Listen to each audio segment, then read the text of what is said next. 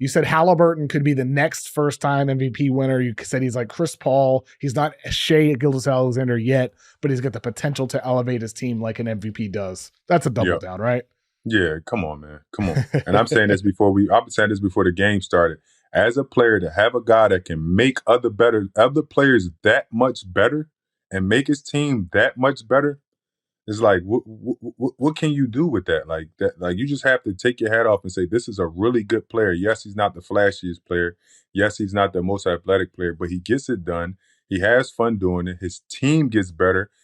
He's carrying them to the Eastern Conference Final year after year, right? And then we look at Chris Paul, because some people's like, well, Chris Paul was a defensive team. Chris Paul was X, Y, and Z. Yeah, Chris Paul was a really good player, but if we're looking at numbers in their first couple years, it's almost identical. Right, is basically identical.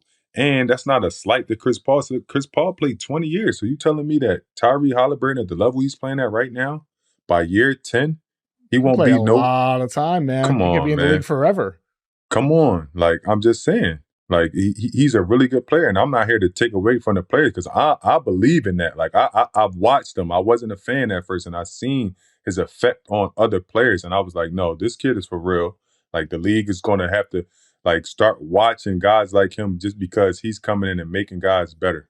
To that point, Marcus, is there, like, there was a super team era, right? LeBron and, Celtics big three and, KD and the Warriors is a super team era. Is there something to the way the Thunder are playing and the Pacers are playing, Pacers especially, up and down, fast, quick decisions in the half court, a bunch of guys that can handle the ball? Are we in an era now where it's about, being able to play this fast, up and down, aggressive style like you see with Indiana, or is that just more exclusive to them due to Haliburton as the centerpiece there? Exactly. Like, I think it's Haliburton, right? Like, everybody can't play with that pace and get your team to play that fast, knowing that they're going to get the ball and get guys to buy into systems. Rick Carlisle, and we have to take our hat off to Rick Carlisle, and I keep talking about dynasties and good team. He has a system. He's built the system around Indiana, and Haliburton is the catalyst of that system. You have a few players that fit your system and make the system go.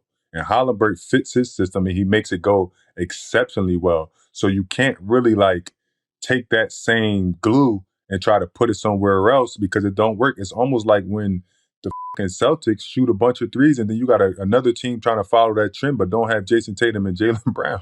Like, it's not going to work, right? OKC has a system. They identified what they got. They identified the players they wanted to draft because of the way they play, and they implemented into that system. And obviously having Shea and being able to break your guys down from the mid-range. And I can say this about OKC, which I do love. They play to their strengths. They don't play just to shoot 100 threes and then say, let's just go with the numbers. The numbers say if we shoot 50, we get a better chance of winning. They all play to their strength. They shoot mid-range, they shoot layups, they shoot threes, they shoot what the defense gives them. And that's what I do like. And that's what I can understand about how that is the best part that I like about OKC, is that he lets his guys be his guys.